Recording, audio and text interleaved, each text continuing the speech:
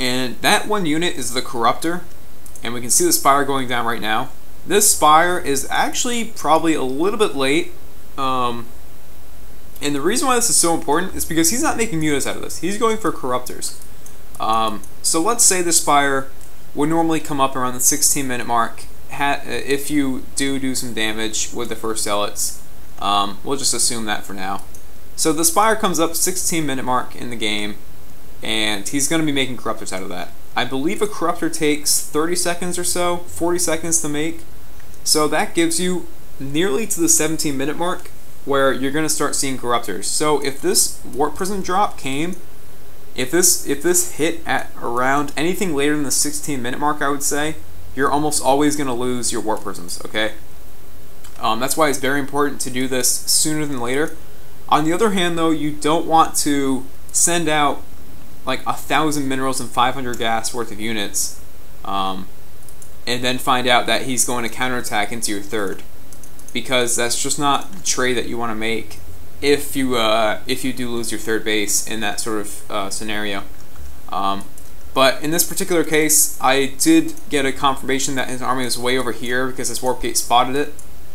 That was just sort of lucky.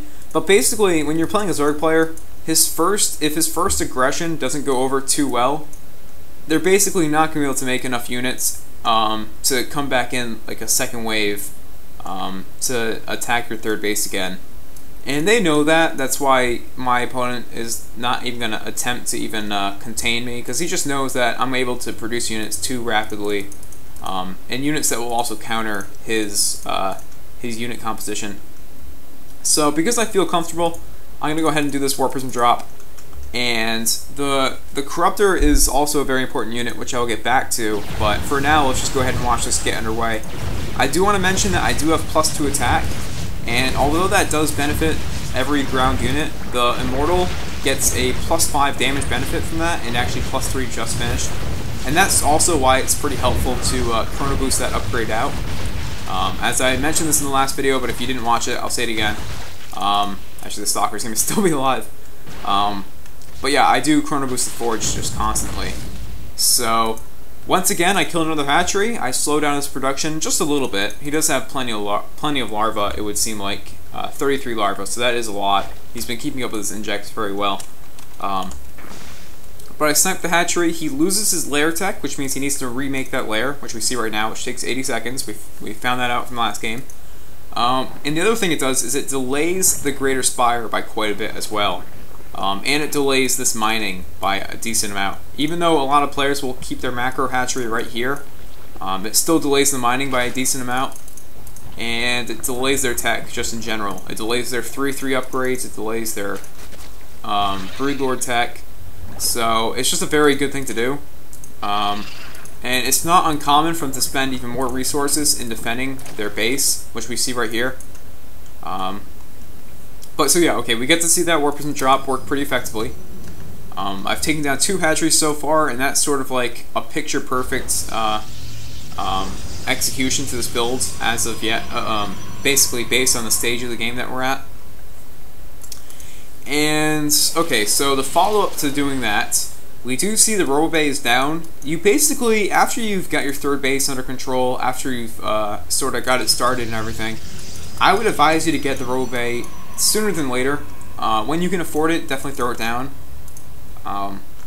Because Colossus are a good thing to have. Even though Corruptors counter Colossus, the reason why they're actually a pretty good unit to have just in general is obviously they're really good, okay?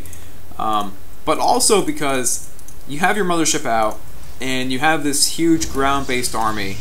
Well, when your opponent gets some Corruptors out, they're only going to have one thing to shoot, and that is your mothership. So basically they're going to be able to kill it pretty quickly if you can't micro your Stalkers and mothership away well enough. Or your Stalkers shooting the Corruptors and mothership running away. You guys got it. So the point is, these Colossus, I know they're really expensive units, but as long as your mothership is alive, the Zerg opponent, or your Zerg opponent, is going to have a hard time attacking into you. Which is why the Corruptors, you know, they're just going to auto-fire onto the closest units that they can see. Which in this case would be the Colossus, because usually your mothership will be in the back of your army.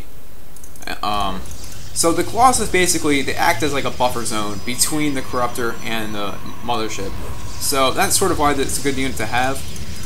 The other thing I would say is they're great at killing broodlings, and this might sound a little weird or silly, since broodlings are quote-unquote a free unit. But the reason I say that's important is because when your opponent gets up to his Broodlord Infestor tech, basically their ground army is now broodlings. So the faster you can shoot through those, and the faster you can, and the faster you're able to get your stalkers where you want them to go, because the broodlings are dead, the better you're going to be, the better off you're going to be. So yeah, Colossus are good, in case you guys didn't know. And we do see the Mothership on the way. It's almost done right about now.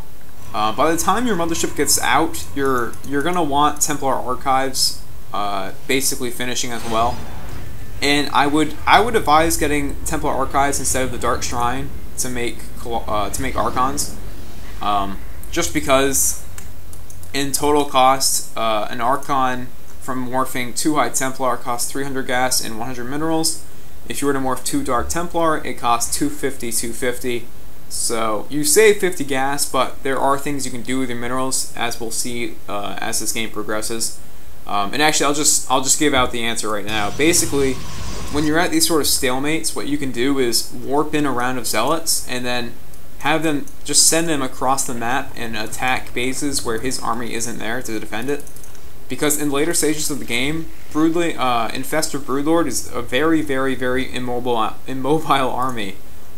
So if he was to pull back to save, let's say, this base from a huge wave of zealots, it then leaves this base vulnerable. So it's just sort of a good thing to do, and you will have spare minerals most likely, basically when you play Protoss in general. So that's just sort of my reasoning behind this. And you may look at this small engagement and wonder why he's doing this, as he does back out right now. But you got to realize, by the 20-minute mark, your opponent has one goal in mind, and that is to make Broodlords and Infestors. And usually there's pretty much one thing standing in his way, aside from potentially dying while he's morphing in Broodlords from a huge army. But if he feels safe, there's one thing standing in his way, and that's his supply in Roaches, Hydras, or Zerglings, or Mutas, or whatever he might have on the field. So I think what my opponent is basically trying to do right now is just poke in, try to do some damage, and he knows, well, if I lose this supply, he can just quickly replenish it with Broodlord Infestor, which is a much more potent composition in this stage of the game. So that's all you gotta realize. And also, if you see your opponent has a huge ball of like Roaches, Hydra, Zergling, Muta, by like the 20-minute mark, that should almost be your signal to go attack and try to do as much damage as you can. And right now we see a small engagement. I'm just gonna pause this real quick so I can mention a couple things. You guys can sort of think about the best micro options right now. Actually, I'm gonna back this up just a second more. Okay, so a couple things I want to mention. Actually, okay, I lied. I'm backing it up more. You're on 3 bases. As I said in the last video, this is the most basically important thing to do to secure in this matchup, or basically in any matchup in general, except for PvP. PvP's messed up, so I'll exclude that for now. But you're on 3 bases, and you've sort of executed this build pretty well. Or let's say you haven't executed it well. Let's say your first 8 zealots didn't really do a whole lot of damage, and then your Warp Prison drops, well, they killed the hatchery, but you lost everything. So you sort of lost out in that trade by a little bit. Your 4th base is pretty much the next thing to consider doing, because you're really not going to want to attack when your opponent has Broodlord Infestor on the field. If you don't have a Mothership, you really can't attack into that without a Mothership support. It's just that simple. High Templar with Storms is one possible option, just because if the Broodlords tend to stack up a little bit, then you can storm them. But even then, that's very difficult to micro when you're trying to micro on Blink Stalkers and everything else. So I would just say, after you secure your 3rd base, And after you do your Warp Prism Harass, then just focus on getting a 4th base up. As soon as you feel safe, take your 4th. Like right now, even though you have no Mothership, even though you have no Archons, you should be feeling pretty safe to take a 4th base.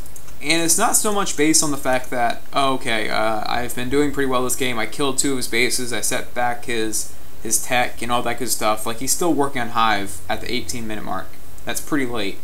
So my point is, what is my point? My point is, he's not going to have the easiest time attacking.